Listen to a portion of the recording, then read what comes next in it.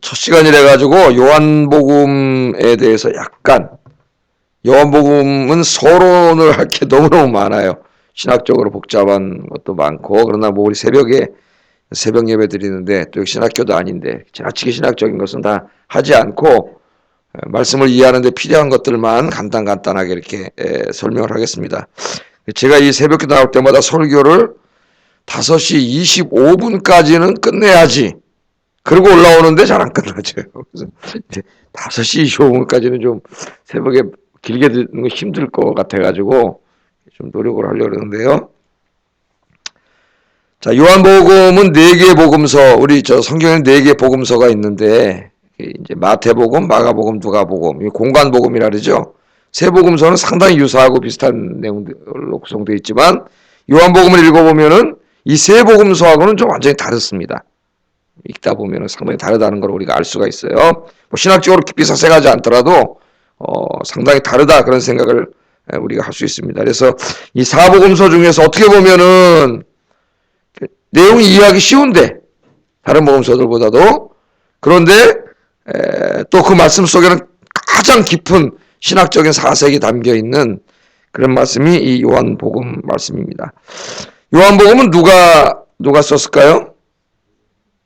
사도 요한이 썼다고 우리는 이제 그렇게 믿고 있지만, 사실 신학자들에게는 쉬운 문제가 아닙니다. 누가 썼는가? 굉장히 많은 논쟁이 되고 있어요.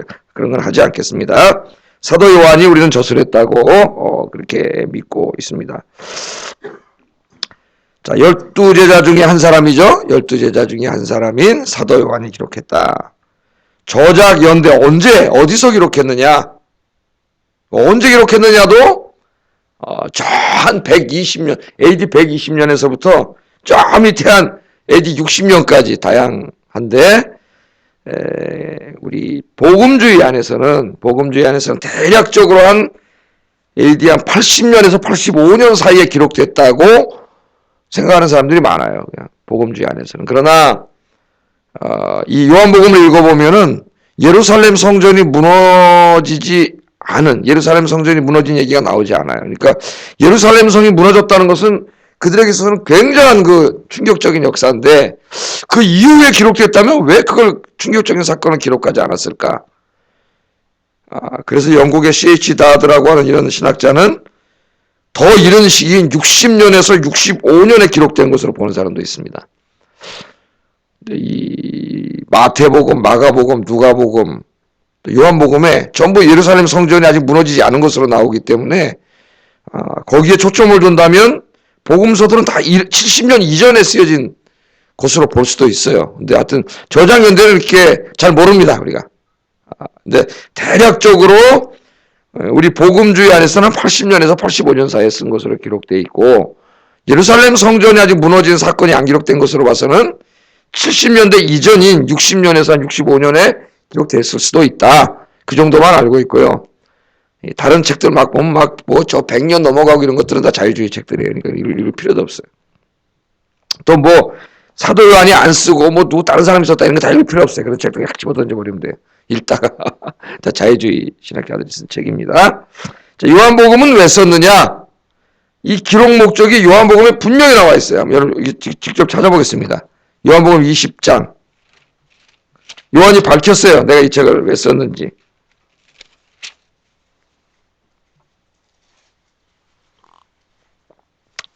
(30절) (31절)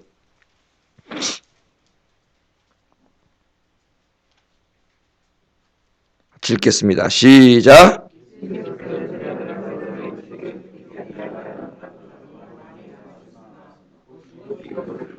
너희로 예수께서 하나님의 아들 그리스도임을 믿게 하려 함이요, 또 너희로 믿고 그 이름을 힘입어 생명을 얻게 하려 함이니라. 아멘. 분명히 되어 있죠. 예? 요한복음을 왜 썼느냐? 사도요, 하나님께서 왜 나를 통하여 요한복음을 저술하게 하셨느냐? 그 저술 목적이 분명히 있습니다. 그래서 여기 뭐예요? 예수께서 제자들 앞에서 이 책에 요한복음에 기록되지 아니한 다른 표적도 엄청나게 많이 행했으나, 그죠? 오직 나는 이것만 기록했다, 이렇게 말하는 거 아닙니까? 이것만 취사 선택해서 기록한 거죠. 그 이유는 뭐예요? 목적은 이 요한복음을 읽는 사람들이 예수님이 하나님의 아들 그리스도임을 믿게 하기 위해서. 그리스도는 메시아라는 말이죠. 메시아.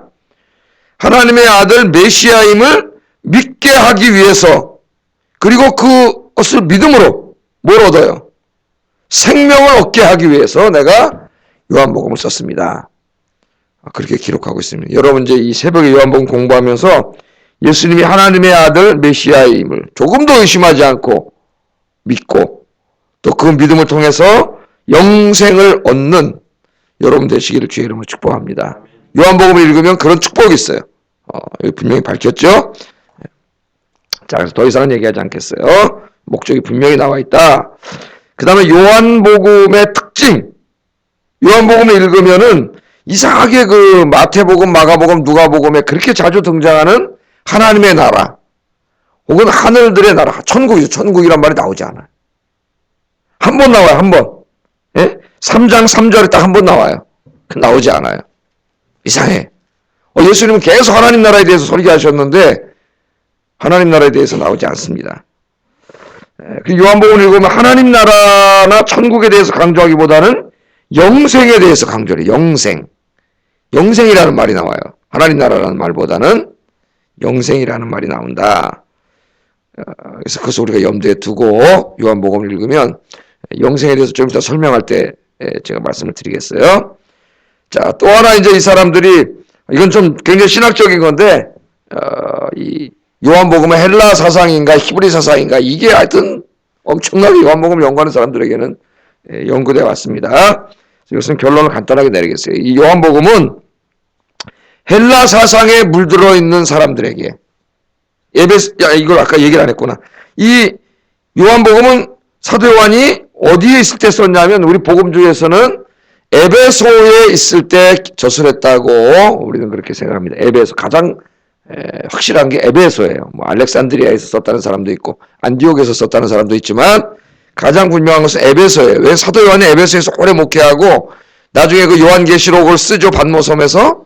거기서 석방이 돼요. 도미티안이 죽어가지고 석방이 돼서 나중에 에베소로 다시 돌아와가지고, 요한은 순교하지 않았죠.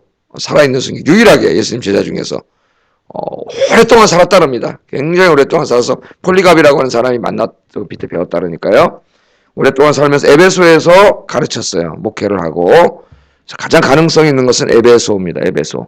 그럼 성경에 보면은 에베소에서 썼거나 에베소로 보내진 성경이 굉장히 많아요. 우리는 에베소서만 생각하는데, 또 디모데 전서도 우리 공부할 때 배웠죠. 디모데 전서도 디모데가 에베소에 있을 때 이렇게. 또 요한계시록도 아시아에 있는 7교회 보냈는데 그 7교회 중에 하나가 에베소.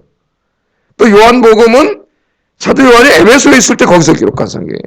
그 에베소랑 관계된 성경이 많아요. 근데 이게 잘 몰라. 우리나라 사람들은 그냥 웬만큼 교회 오래 다닌 사람도 에베소에서 썼거나 보내진 서신 에베소밖에 없다고 하는 사람이 많아요.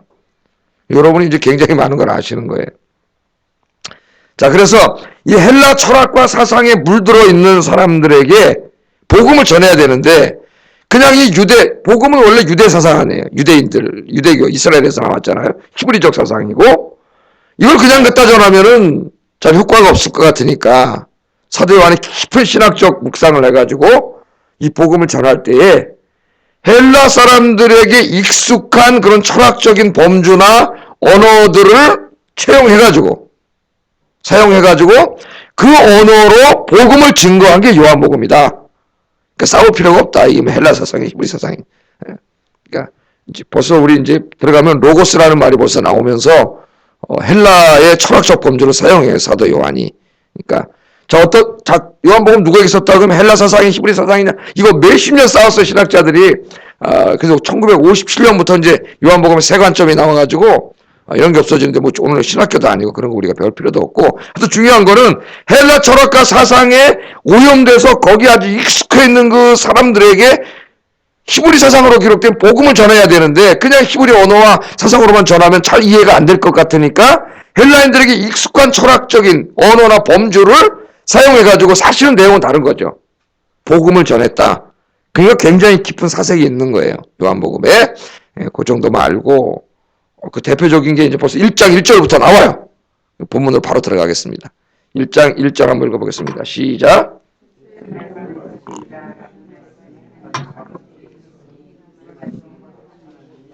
아멘. 태초에 말씀이 계시니라. 그 말씀에다 줄쳐보세요. 말씀. 그 요한복음이 굉장히 중요하죠. 이 말씀이라는 말은 이 신약 성경의 원어인 헬라어를 보면 로고스입니다. 로고스. 로고스라는 말이에요. 로고스라는 말 많이 들어봤죠. 로고스. 그래서 로고테라피. 빅토르 프랭클이라고 하는 사람은 자기 심리 치료의 그 틀을 로고테라피라고 했어요. 로고테라피. 말씀 치료. 로고테라피. 로고테라피 그랬습니다. 말씀이 여러분을 치유할 줄로 믿습니다. 근데 태초에 말씀이 있었다. 는 굉장히 어려운 말로 요한복음 시작합니다. 다른 복음서는 다 어떻게 시작해요? 예수님이 태어난 이야기라든가 뭐 이런 얘기를 하는데, 역사적인 이야기를 하는데, 굉장히 철학적인 이야기. 태초에 말씀이 계셨다. 헬라어로 말하면 태초에 로고스가 있었다. 그 헬라인들에게 로고스는 굉장히 익숙한 개념이에요. 매일 듣는 얘기 로고스. 우리나라 사람들을 말하면 천지신명이시여 그런 말이 똑같은 거예요. 천지신명이시여. 안 믿는 사람들이. 예? 굉장히 익숙한 철학적인 개념이고 종교적인 개념이 로고스예요. 근데 예수님에 대해서 설명하면서 태초에 로고스가 있었다. 예수님이 로고스다 그런 말이에요. 로고스다. 아주 독특하죠. 근데 이 예수님을 로고스로 소개한 데에는 헬라 사상과 히브리 사상이 다 포함되어 있습니다. 두 가지 안에. 그래서 이건 중요하기 때문에 아침 시간이지만 우리가 좀 공부를 해야 돼요. 첫째는 이제 이 로고스는 그야말로 헬라인들에게 너무 익숙한 말이에요. 자, 복음을 전하는 여러분, 태초부터 로고스가 있었습니다. 제가 이 로고스에 대해서 설명하겠습니다. 그러면 사람들이 쫙 몰려올 거예요. 왜? 로고스? 헬라 사회에는 너무나 유명한 말이에요. 그런데 사람마다 의미가 좀 다 다르지만은 그래도 그 이 사도 요한이 이 복음서를 기록할 때 그 당대에 있던 스토이시즘이라고 스토아 철학자들, 그 당시 그 헬라 철학을 지배하고 있던 스토이시즘에 의하면은 이 로고스가 무엇인가를 우리가 분명히 알 수가 있어요. 그럼 왜 사도 요한이 예수님 로고스라 그러는지 갑자기 우리가 알 수가 있습니다. 이 헬라 사람들이 생각할 때 우주 만물을 바라보는 거죠. 여러분도 한번 나가서 이렇게 별을 보고 하늘을 보고 우주 만물 해도 보고 태양 별도 엄청나게 많잖아요. 이걸 보면서 항상 궁금하게 생각했단 말이죠. 헬라 지성인들이 이 우주 만물이 도대체 어떻게 존재하게 됐을까? 그죠? 우리는 알고 하나님 창조하셨다고 알고 있는데 우리 어렸을 때 우리 예수 믿기 전에 그랬잖아요. 이거 어떻게 존재하게 됐지? 그리고 어떻게 저 별들이 보면은 그 지성인들이 연구해 보면 별이 옛날부터 다 알았지 않습니까? 일정하게 주기를 가지고 이게 다 질서정연하게 움직이고 있고 어떻게 저렇게 질서정연하게 움직이고 있지? 이런 걸 궁금하게 생각했어요. 이런 주제를 깊이 생각하다가 헬라의 이 철학자들이 이 우주 만물을 존재 계약, 창조한 거죠. 존재 계약하고 우주 만물을 지금도 질서정연하게 운행하고 있는 어떤 우주의 편만에 있는 원리가 있을 것이다. 그게 뭔지 모르지만 하여튼 이걸 다 창조해내고 이걸 다 운행해 가고 있는 어떤 우주의 편만한 원리, 철학적으로 말하면 어떤 보편적인 이성, 그런 게 있을 것이다. 그거 그냥 로고스라고 하자. 로고스. 그게 로고스예요. 로고스. 그럼 헬라인들이 로고스 그럼 뭐예요? 이 우주를 창조하고 운행해 나가는 그런 어떤 하나님은 아니지만 그 어떤 그런 원리야. 보편적인 원리. 좀 어려운 말이지만 그게 로고스다. 그게 로고스다. 그런데 오늘 사도 요한이 뭐라 그래요? 자, 태초부터 그 로고스는 내가 로고스에 대해서 설명하겠습니다. 여러분들이 알고 있는 이 세상을 창조했다고 믿고 있고 여러분이 이 세상을 다 이렇게 이끌어가고 있다고 믿고 있는 그 로고스라는 것에 대해서 말씀하겠습니다. 이 사람은 잘 알잖아요. 로고스. 그래?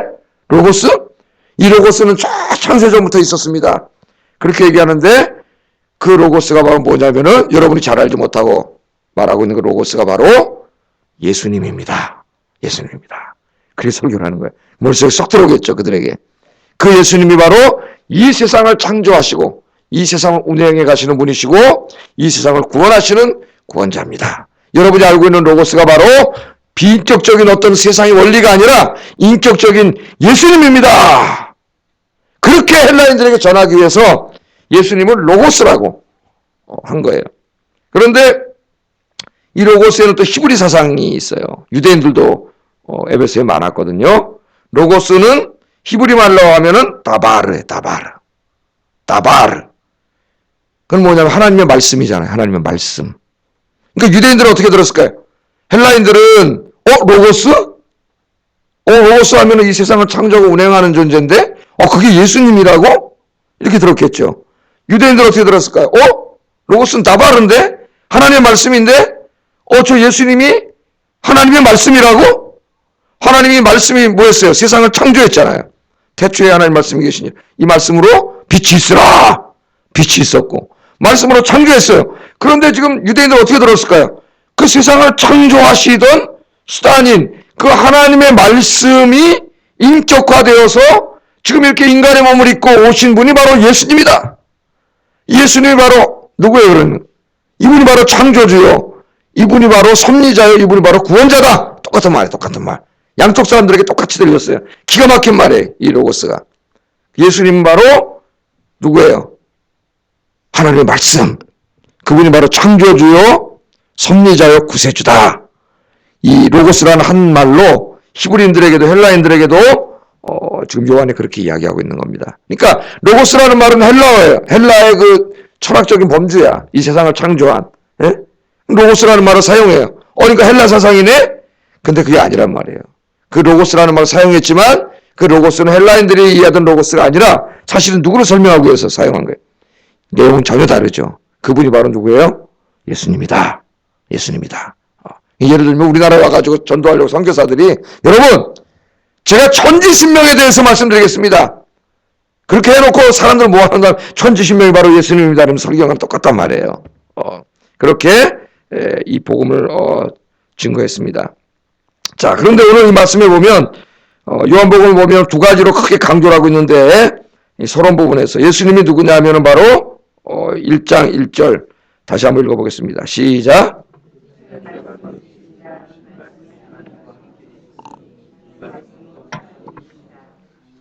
2절 3절까지 한번 읽어보겠습니다. 그가 태초에 하나님과 함께 계셨고 만물이 그로 말미암아 지은 바 되었으니 지은 것이 하나도 그가 없이는 된 것이 없느니라. 아멘. 여기 보면 태초에 말씀이 계시니라. 이 태초에 어디서 많이 듣던 말씀이죠. 어디서 있었어요? 창세기. 세상이 만들어지기 전에 태초에 하나님이 세상을, 천지를 창조하셨다. 그런데 사도 요한이 놀라웠게도 이 태초에를 사용해. 태초에 말씀이 계셨다.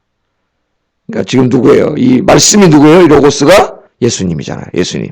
이 말씀이 계셨는데 이 말씀이 바로 누구예요? 창조주라는 거예요. 창조주. 그러므로 예수님이 이 땅에 왜 오셨는가를 설명하는 중요한 단서가 됩니다. 예수님이 태초에 세상을 창조하셨는데 그 세상이 우리 죄로 인해서 다 오염되고 파괴됐잖아요. 그런데 이 태초에 계시던 이 말씀이, 세상을 창조하시던 이 말씀이 이제 이 땅에 인간의 몸을 입고 이 땅에 오셨어. 왜? 왜 오셨어요? 이 세상을 새롭게 창조하기 위해서. 사도 요한은 그런 의도를 가지고 이 복음서를 소개할 때 태초에, 창세기 말을 사용해요. 태초에 하나님이 천지를 창조하시니라. 태초에 이 말씀이 계셨어요. 창조했던 그 말씀, 예수님이 계셨는데 이 죄로 오염되고 파괴돼서 심판받아야 될 이 세상을 새롭게 창조하기 위해서 오신 분입니다. 그 말이에요. 새롭게 창조하기 위해서 오신 분입니다. 그렇게 말해요. 그래서 요한복음에 보면은 예수님을 만나서 다 무너지고 파괴됐던 자기 인생을 새롭게 창조하는 그런 사람들의 이야기가 요한복음에 쭉 나와요. 이제 읽어보면 요한복음 4장에 보면 사마리아 여인이 나오죠. 그죠? 예? 사마리아 여인 결혼 6번이나 하고 행복해 보려고 몸부림치고 남편을 통해서 자기 행복을 추구했지만 인생이 다 무너지고 나중에 대인 기피증, 우울증이 걸려가지고 낮에는 사람들이 있는 곳에 나오지도 못하고 사람들이, 그래서 정오에 다 낮잠 잘 때 나와서 몰래 물기러 가고 그렇게 은둔해서 살던 불쌍한 여인이었지만 그날 우물가에서 누굴 만나요? 그의 인생을 새롭게 창조해 주실 수 있는 예수님을 만나지 않습니까? 그래서 그 인생이 어떻게 돼요? 무너진 인생이 다시 살아나고 새 인생이 되잖아요. 새 인생. 바로 예수님이 그런 분이라는 거예요. 그러기 위해서 오신 거예요. 그래서 그 사마리아 여인을 만나 주신 거예요. 오늘 이 아침에도 주님께서 여러분 만나 주시기를 주의 이름으로 축복합니다. 계속 그렇죠. 요한복음 5장에 보면 38년 동안 중풍병에 걸린 사람이 나오지 않습니까? 38년 동안 일어나 보지도 못하고 사람들이 들어다가 연못이 동할 때 집어넣으면 난다는 전설이죠. 전설, 미신. 그 미신 믿고 거기 맨날 갔다 왔는데 들어가지도 못하고 38년 동안 거기 있다가 누구 만나요? 거기서 예수님 만나잖아요. 예수님의 안수를 받고 그 어떻게 38년 동안 병자로 살다 죽을 인생이었는데 그 병이 고침받아갖고 새 인생이 되잖아요. 새로운 인생으로. 할렐루야. 예수님 이 땅에 왜 오셨어요? 38년 동안 병자 돼서 인간답게 살지도 못하던 그 불쌍한 사람 만나셔가지고 그 인생을 회복시켜 주시고 구원시켜 주시고 새롭게 창조해 주시기 위해서 오셨다는 걸 갖춰주는 거예요. 요한복음 계속 나와요. 또 요한복음 9장에 보면 누가 나와요? 가늠하다 8장에 가늠하다 붙잡힌 여인 나오지 않습니까? 예? 그 가늠하다 붙잡힌 뻔하잖아요. 사람들이 끌어다 놓고 돌멩이로 때려 죽이려고 데려왔을 때 예수님이 그를 붙잡고 누가 어든지 죄 없는 자가 돌로 쳐라. 그랬더니 양심 없는 자가 돌멩이 놓고 다 갔잖아요. 그때 예수님 와서 나도 너를 죄 있다 하지 않겠다. 그러나 가서 다시는 죄 짓지 말라. 그래서 이 가늠한 여인 그 무너진 인생이 어떻게 돼 예수님 만나서 새 인생이 되잖아요. 뭐 그런 얘기 많이 나오지 않습니까? 성경에는 뭐 막달라 마리아도 7 귀신 들렸던 여자도 그렇고 다 무너진 인생들이 예수님을 만나서 그 인생이 새롭게 창조되는 이야기들이에요. 그래서 사도 바울도 고린도후서 5장 17절에 누구든지 그리스도 안에 있으면 새로운 피조물이라. 이전 것은 지나갔으니 보라 새 것이 되었도다. 여러분 주님은 여러분의 인생을 새롭게 창조하시는 분입니다. 새벽에 나와서 늘 기도하실 때마다 무너졌던 여러분의 인생을 여러분의 가정을 하나님이 새롭게 창조해 주실 줄을 믿습니다. 이 주님 의지하고 붙잡고 살아가시기를 주의 이름으로 축복합니다. 오늘 그렇게 기도하세요. 또 하나는 제 25분까지 끝낸다는데 오늘 서론이 있어가지고 4절 한번 읽어보겠습니다. 4절 시작. 아멘. 예수님 안에 뭐가 있어요? 생명이 있어요. 생명. 그래서 우리 예수님은 생명을 주시기 위해서 오신 분이에요.